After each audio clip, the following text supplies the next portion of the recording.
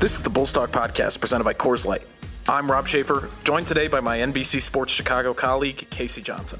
Coming up on the show, Casey and I react to the Bulls' 102-98 win over the Orlando Magic, their 8th straight victory. Break down the recent strong stretch of play from Coby White. And then Casey and I, to close, chop it up a little bit about his play-by-play broadcasting debut. Let's talk hair color. It seems like everyone has a different routine. Salon visits, highlights, biolage, and now there's a ton of women who color their hair at home. Over 2 million women have tried Madison Reed Hair Color. Choose from over 55 gorgeous shades of high-quality, long-lasting hair color made with ingredients you can feel good about. Get ammonia-free, multi-dimensional hair color delivered to your door. Visit madison-reed.com. That's madison-reed.com. And now listeners get 10% off plus free shipping on your first color kit. Use code PODCAST10. That's code PODCAST10. Born in the Rockies, Coors Light is lagered cold for a crisp, clean taste. Filtered cold to ensure clarity and brightness. And packaged cold for peak refreshment. Because those who thirst for more deserve the world's most refreshing beer.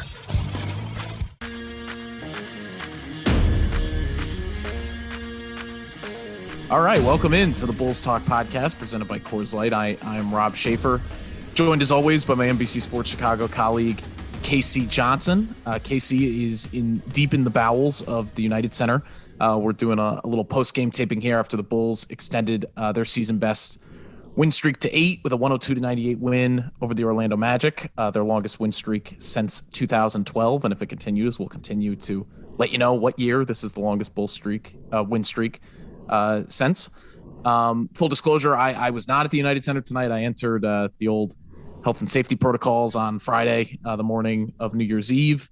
I'm all good symptoms wise, haven't really had any, but I'm doing my quarantine, hoping for some better test luck later in the week and get back on Friday. But just wanted to get that out of the way because I was not in the arena tonight. I watched from home, got the feel of this one, which is a bit of an offensive slog, a game in which I think it's safe to say the Bulls didn't play their best. You could say that about a couple games in this win streak, but they, as good teams do, keep finding ways to win. KC being in the UC tonight and taking this one in up close. What was your biggest takeaway from the latest installment in the Bulls win streak?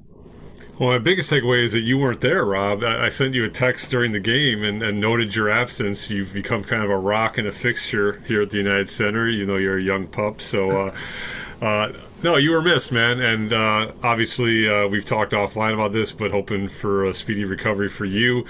I do feel like those of us who are around this beat and this league, there's almost a feeling of inevitability with that, with the virus. I hope I'm wrong there, but it's been kind of closing in on me. The walls are closing in around me, but to this point, I've been lucky to avoid it. But I'm, fully aware that could change any minute, and we hope you're back soon.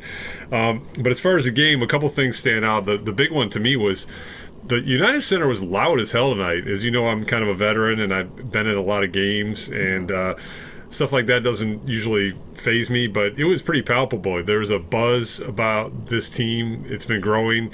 A lot of excitement, obviously, coming off those, dramatic 2 games where DeMar DeRozan supplied those late game heroics, both those on the road. So, this is an opportunity for the home fans to kind of revel in the success. And there was a couple moments in that first quarter where, this building can get loud when it's Jazz, and it was pretty Jazz. So that would be one takeaway. As far as the game, it's a sign of a good team. It's 3 games in a row where they have not probably played to their standards, and they've still pulled out victories. And that's really when you see a good team, that's what they do. They take care of business even on the nights they're not at their best.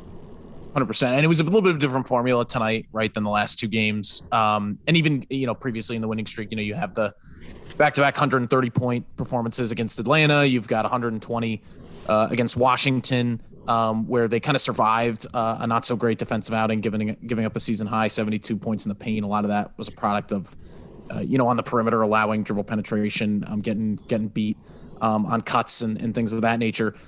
Billy came in tonight really, really hammering home the point that the defense had slipped a little bit and needed to improve to us pregame. He's right. I think it was 5 games entering tonight since December 20th or December 21st. The Bulls were 18th in defensive rating. Obviously a slip from where they had been for the majority of the season. Now, not so coincidentally, that coincides with Lonzo Ball, who returned tonight, and Alex Caruso, who's probably due back soon. That coincided, that span, with them being out of the lineup. So there's obviously room to grow there. But Billy, I mean, and it was a little departure too tonight. You see the team for the first time in 6 games, fell below 44% shooting from 3-point range. They've been on an absolute heater in terms of shooting the basketball lately. Obviously, the Bulls will take that, and they entered play tonight, number 1 in the league in 3-point percentage. But what Billy talked about post-game, which I agreed with, was the fact that they can't lean on being a hot shooting team. They need to get back to their identity a little bit defensively. They did tonight, even though Orlando is 28th in the NBA, I think, entering play in offensive rating. They held them down, held them under 100, held them to a Bulls opponent season low 40 in the first half, and swiped 10 steals. That's a little bit back to this group's identity, and it allowed them to stay in the game despite offensive struggles where they ended in a good place shooting, or not a good place, I should say, but a not ghastly place shooting, 43% from the field and 11 of 31. It's about 35 from 3. That's not terrible, but the Bulls did miss, I thought, a lot of shots that have been going in for a lot of the season, and were able to weather that storm a lot because of their defensive intensity and engagement level. So that's good to see. Obviously, we're picking nits here. We're in the middle of an 8-game winning streak. One other headline that came out of post game that I want to get your thoughts on, Casey, as someone who was there. DeMar DeRozan, rather uncharacteristically, goes 7 of 13 from the free throw line in this one. Really uncharacteristically missed 3, I believe, inside the final minute of the game. He not only entered play shooting 87% from the line for the season, but also Adam Amin had the stat on the broadcast, 25 of 26 from the free throw line in clutch situations. So if a game is, under 5 minutes to play and within a 5-point scoring margin, DeMar is basically automatic. Now, it doesn't cost the Bulls in this game. They come out with a victory. He was able, even, in possessions where he was missing those free throws, he was able to make the next one to keep the game a 2-game possession and keep the Magic just out of reach. But then post-game images surfaced. DeMar addressed it, of him getting some shots up from the foul line, in the empty arena after the game. He addressed it, like I said, with reporters. So, Casey, what was your takeaway from that kind of anomaly of a performance from DeMar DeRozan, and then his little post-game workout and the way that he addressed it, talking to you guys? Well, he told us that he made around 250 free throws post-game, and as a true skeptic reporter, I wanted to go find his player development guy, Torian Green, and ask if that's accurate. But no, we could toss an allegedly in there until we allegedly. But no, to me, regardless of how many he made, and it speaks to me to the wider kind of collective mindset that permeates this team, and that's just one of a very strong commitment to work ethic and attention to detail, and not willing to rest on any laurels. This is a team that's always kind of pushing forward, not really satisfied with much, not hard on itself, just realistic and looking at the next challenge, looking at the next thing, always trying to get better. You heard it from Nikola Vucevic when he was going through his early season shooting struggles. You heard it from Billy Donovan pregame tonight, as you noted, with his pointing out the recent defensive slippage. And you heard it from DeMar, with just saying it wasn't going to sit right with him going home after shooting 7 for 13 from the line without getting his free throw routine that he's said he's been practicing for about 7 seasons. So, a lot of teams have a very strong work ethic. I'm not, throwing hosannas at the Bulls or singling them out as like this is unique, but it is palpable. I mean, this is a very serious-minded group, very professional group, very committed to doing the things to make it as good as it can be. And that would be my biggest takeaway from DeMar's post-game routine. Speaking of improvement, and this has maybe been outside of, DeMar shattering the NBA record books with buzzer-beating game winners every night, might be my biggest takeaway from the win streak is the play of Kobe White tonight against the Magic. 17 points on 7 of 11 shooting. A lot of that came from inside the arc, some tough finishes, some pull-up middies. Had 10 points in the fourth quarter, was a big part of closing this game out. Kobe's last 6 games, I pulled this before we started recording, averaging 16.5 points, 4 assists, to only 1.3 turnovers, so almost a 4-to-1 ratio there, shooting 49.3% from the field and 45% from three on good volume. He filled in, I thought, pretty capably and admirably for Lonzo Ball, the 5 games that Lonzo, the ever durable Lonzo missed in protocols. Obviously, Kobe finding his rhythm here a little bit seems to have coincided with a little bit more opportunity within the flow of the offense, so maybe that's not super surprising. But it's still been great to see Billy hit on this hard post game, and I think it's evident if you really follow him for defensive possessions this season. His compete level, his screen navigation, his just being locked in on the defensive end has really, really improved. There was that play at the end of the Pacers game that Billy again referenced tonight. Chris Fleming hit it hard post game after that win. What preceded the one-legged DeMar buzzer beater is Kobe diving on the ground to secure a defensive rebound and generate that possession for the Bulls that ends in the game winner. He had a similar kind of play to stymie a fast break towards the end of the game down the stretch against Washington. I just want to highlight Kobe's play. I think this is the Kobe White that the Bulls need. The fact that, Lonzo comes back in and grabs his starting spot and it didn't affect Kobe's production at all. He had one of his more efficient shooting games, even if he was 1 of 4 from 3, and was still solid as a decision maker, still had the ball in his hands a decent amount, closed the game in a pretty small lineup, which I thought was noteworthy with Lonzo himself, Zach, DeMar, and Vooch. Now, obviously, the Bulls' rotation is in flux game to game at this point. Alex Caruso will come back soon, and everything will change again. Javonte Green is now out a couple weeks. We'll see what happens there or, down the line when he potentially comes back. But, Casey, I guess what I'll just ask you is, after the ups and downs that Kobe has had, finding his footing in the flow of this totally new team to him and this totally new offensive role to him, what have you seen from him over this last about 6-game stretch where he's really picked up his play? What have you seen from him that has, made him so effective for the Bulls as they've been on this roll here? I think I'm just seeing someone who's playing more. I mean, yeah. He's. I don't want to make it too simplistic, Rob, but I mean, he's really just a guy who is a rhythm player, and he just hasn't had a lot of rhythm this season because of the shoulder surgery and then the COVID stint. And it also comes back to, as he's pointed out several times, not only is he playing with a new role, he's playing with so many new teammates. I mean, he doesn't know a lot of these guys. He has not had a lot of on-court time with a lot of these guys. And so I think it's just coming with kind of just playing time and experience. But you definitely have seen him be very confident through this stretch. I'm glad you pointed out the defensive improvement because I've seen it. And, tonight, I mean, as you mentioned, he's 7 for 11. I mean, he's one of the few that's actually connected at a nice clip. I mean, it was very much of a slog offensively for both teams. So those are critical points, man. Those are critical points. I believe that's 5 straight games in double figures for him. He had 2 back-to-back 20-point games before tonight. He finishes with 17 tonight. So you're right. This is the optimal impact that Kobe can have on this team. That's why I've always said I see a role for this team. I know there's a fan sentiment, to trade him for a big. If management gets aggressive and wants to do that, that's their prerogative. But if that does not happen, I see a role for Kobe White. You need shooting, you need bench scoring, and he provides both of those. 100%. And to your point on the playing more thing, this is Kobe's 17th game of the season. So right. I think we got this way with the Nikola Vucevic shooting slump early in the season. It's still a pretty small sample size for Kobe with how disjointed he's been from an availability perspective this season.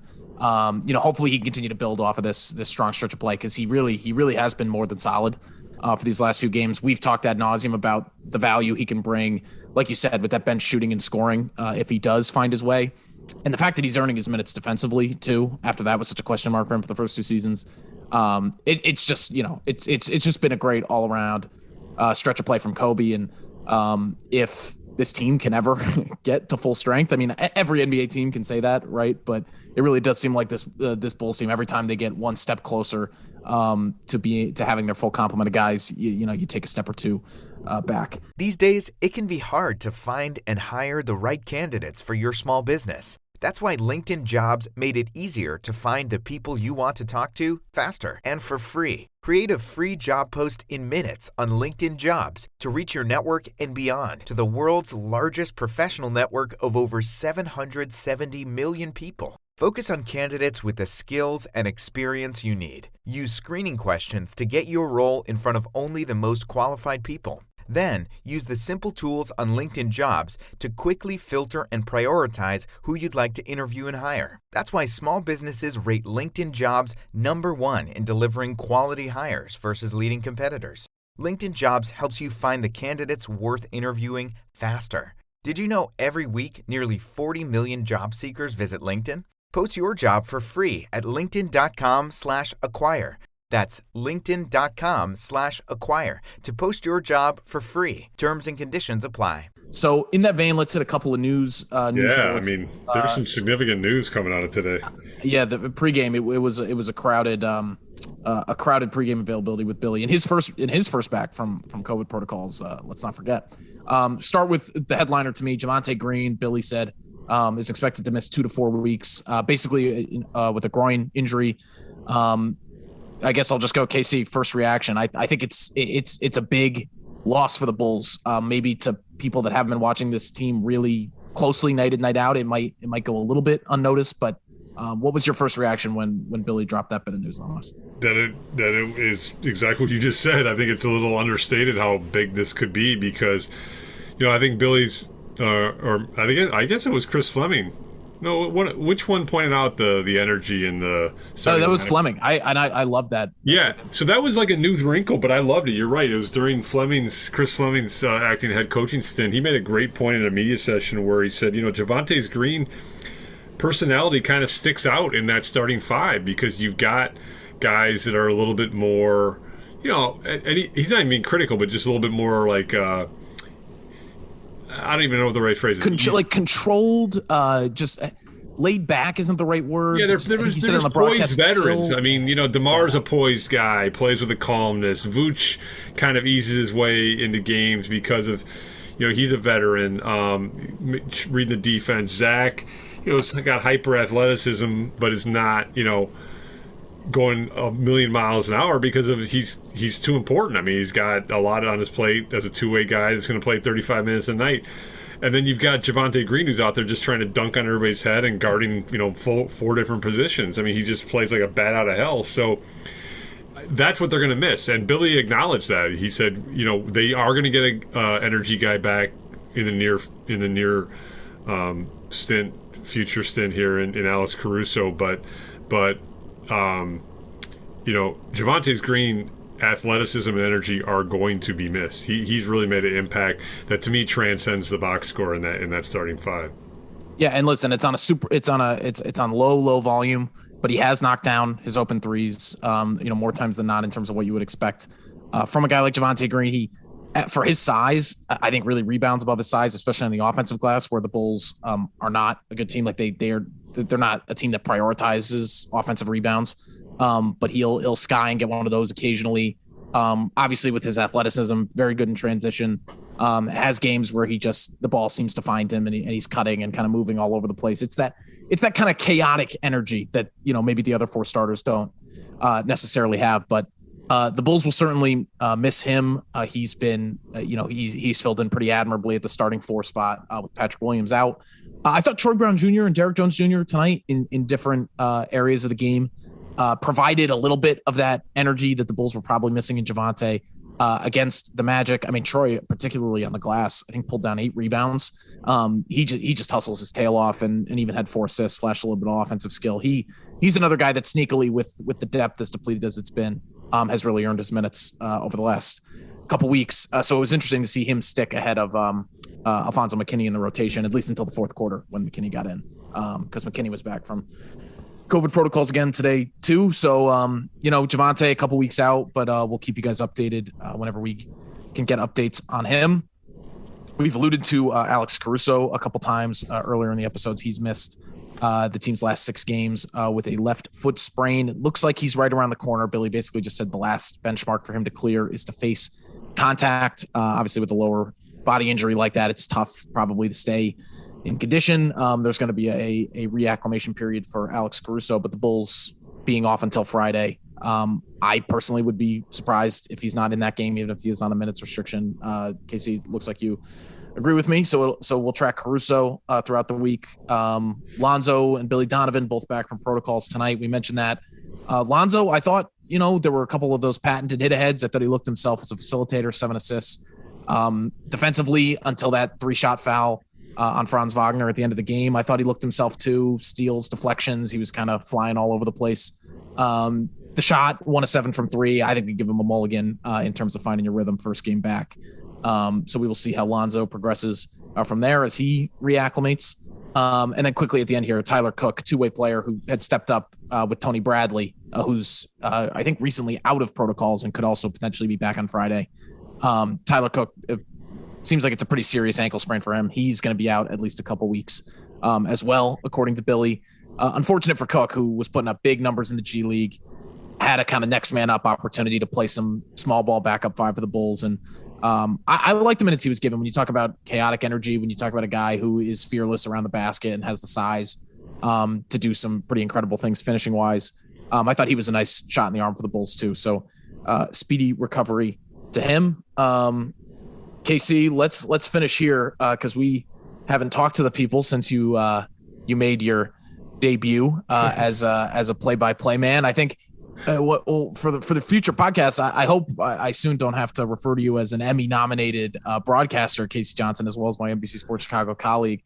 You wrote about this for our website. It's a story that's going to be a couple days old by the time people listen to this podcast. But if you haven't checked it out, I really, really would encourage you to do so. Casey kind of walks all of us on the outside through the wild sequence of events that took place in a span of about 15 seconds that landed him with a microphone on press row doing play-by-play of Bulls Pacers.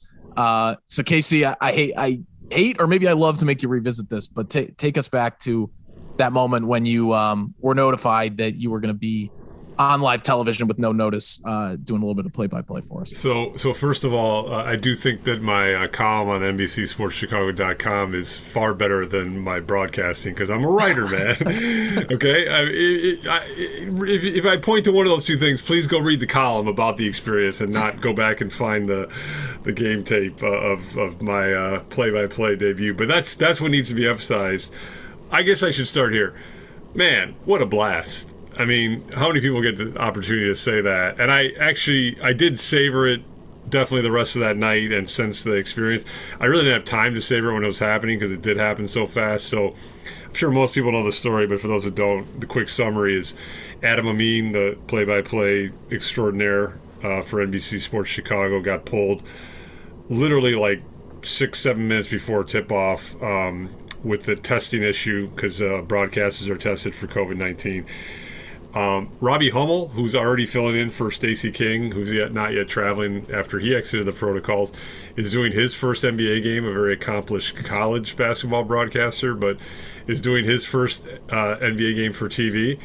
And at one point, I actually found this out after the fact, and this is a new detail that was not in the column. Mark Brady, the producer extraordinaire for NBC Sports Chicago, was talking to Robbie solo about just doing it by himself. And Robbie, from what I gather, is a gamer and, said he would do it. But it also was, his first NBA game, and he's a fill-in too.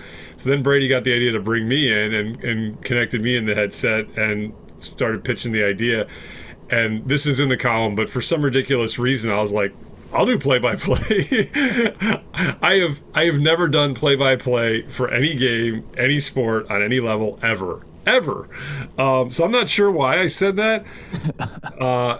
And as I say in the column, play-by-play is what I did because I damn near described every damn thing you saw on TV. I did a radio call on TV, which if I had taken maybe 10 seconds to exhale, I would have caught in real time.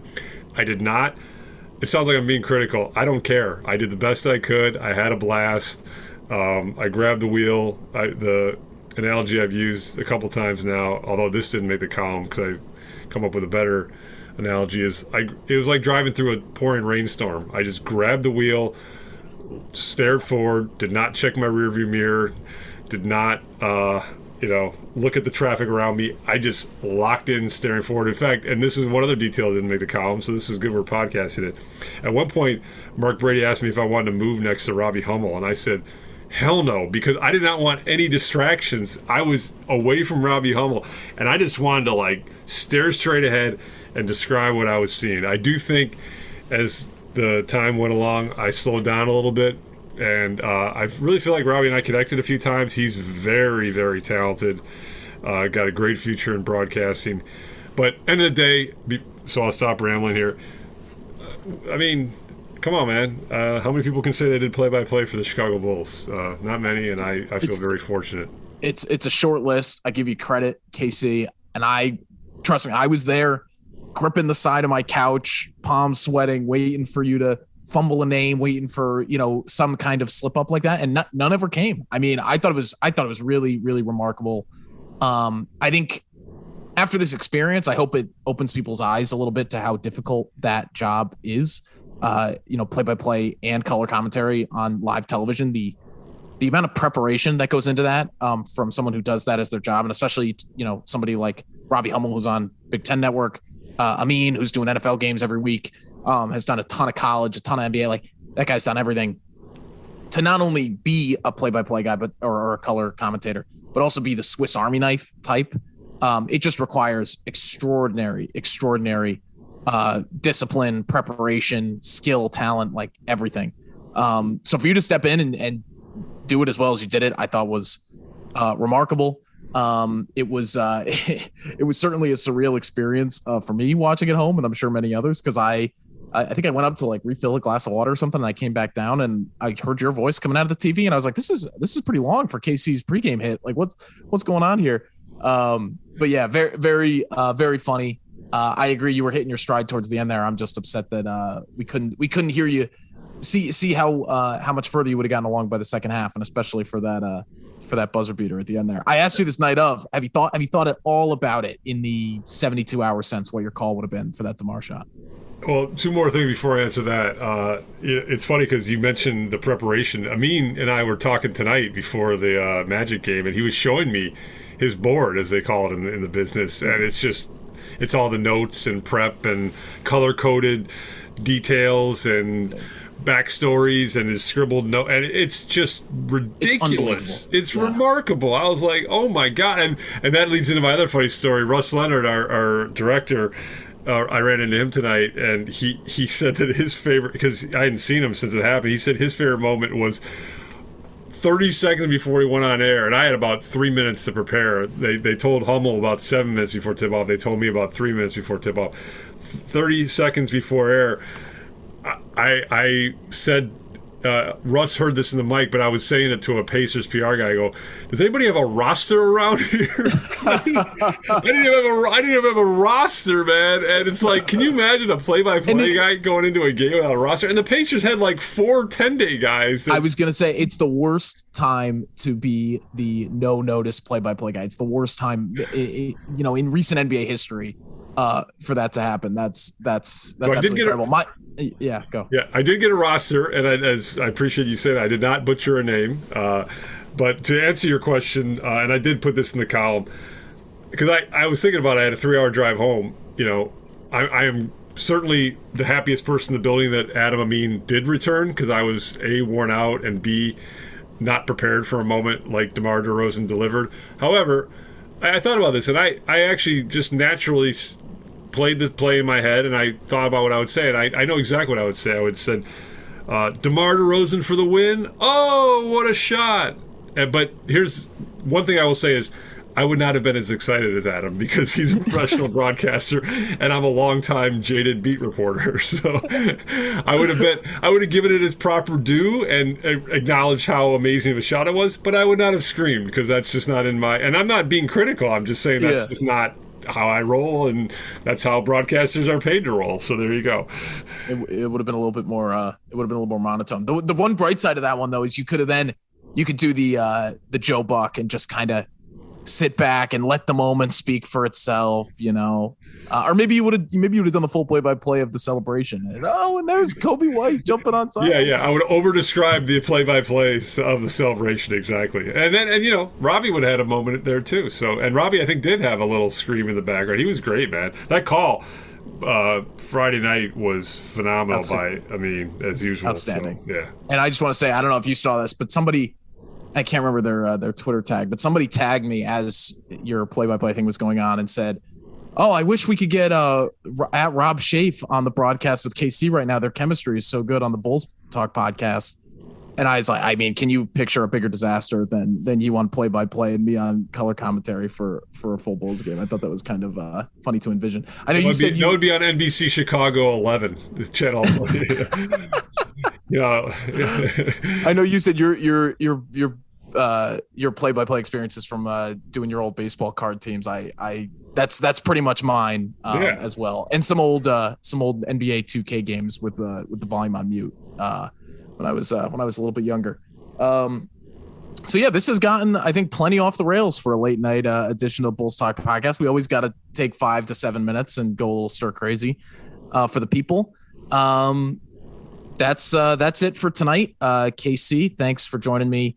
As always, we will be back with you guys. Oh, you got one more thing? Thanks to the United Center parking lot attendants who are freezing their you-know-what's off right now. It's near midnight, and they're still waiting to make sure I get out safely. So thank you. Don't tell them about the fact that we recorded 10 minutes of this podcast before, or we did 10 minutes of this podcast, realized we weren't recording, then had to go back and redo. I think you just did tell them that. You also just told our listeners that. So yes, I am a moron. I'm the one who forgot to hit record.